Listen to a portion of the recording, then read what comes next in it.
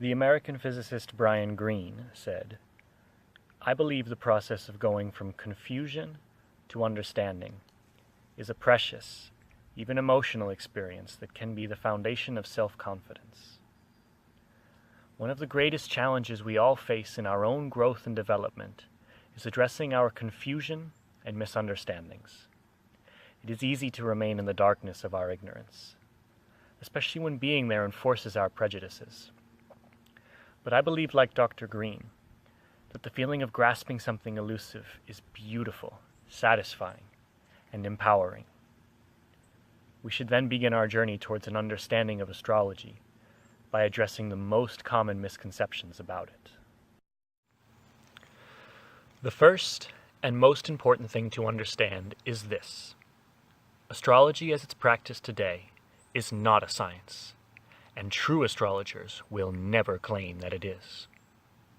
Many sciences, and other recognized fields of scholastics, have directly sprung from or been intrinsically tied to astrology, such as astronomy, meteorology, mathematics, and philosophy.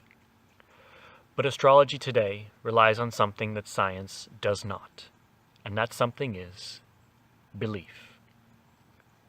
The belief that astrology relies on is that the conscious and unconscious mind of the human being evolved to reflect the cycles of the environment that bore it. There is no empirical evidence to support or oppose such a claim. There is only what each individual experiences and learns in their own lifetime. This is the whole concept of belief in a nutshell. It is a truth of the individual's mind, because the evidence for it is not transferable. I cannot share my personal life experience with another. I can only describe it with words or actions, which may remind you of your own experience, meaning you may possess a similar belief. Belief is powerful. It is dangerous when we think that it becomes truer the more others share and validate it. It is our ally when it guides us personally towards our greatest dreams. Many astrologers are guilty of letting their beliefs become dangerous, and with so many followers and so many pre-established notions, it is easy to do so. Those that are personally guided by their study of astrology use only the symbols and tools of other astrologers, and find for themselves whatever truth lies within. One thing real astrologers share with scientists is this: they do their research. The more we research and explore astrology, the more it should become clear that it can be a complex subject. Like life, it is multifaceted and requires thorough examination before bold claims can be made. This brings us to our second misconception, which is probably the most common one. You are not the sign you think you are.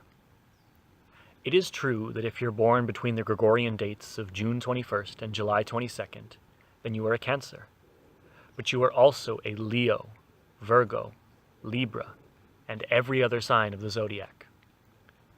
When I say I am a Cancer, what I really mean is the sun was in Cancer at the time of my birth. However, when we look at someone's natal chart, we see that each of the heavenly bodies is in a sign.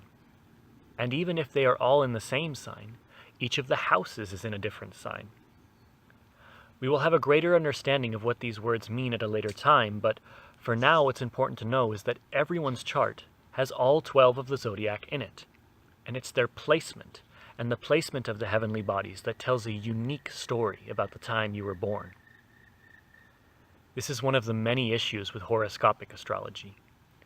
The reason that it seems like each sign's horoscope is applicable to you is because it is. It's a matter of discerning which sign is applicable to which part of you. Horoscopic astrology is the preferred target for someone who has set out with the intention of disenfranchising astrology.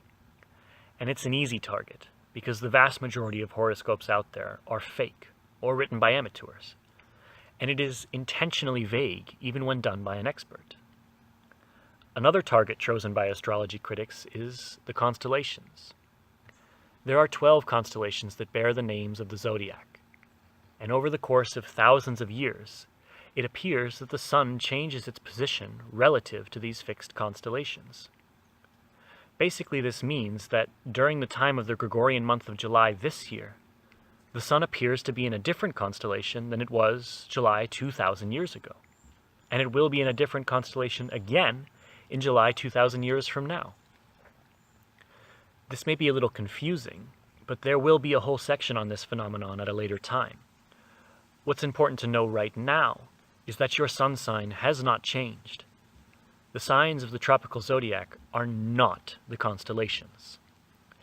They are the names for the 12 divisions of the ecliptic, or the 12 segments of roughly 30 days that occur within one solar year, beginning with the vernal equinox. We will also be examining this concept thoroughly in a later section. Someone who wants to examine astrology with an objective eye and with a scientific method will find it riddled with inconsistency, fallacy, and ambiguity. And these three qualities will also dominate the life of anyone who bases every thought, action, or decision on astrology. Both types of people are totally missing the point. Astrology is a study with millennia of history.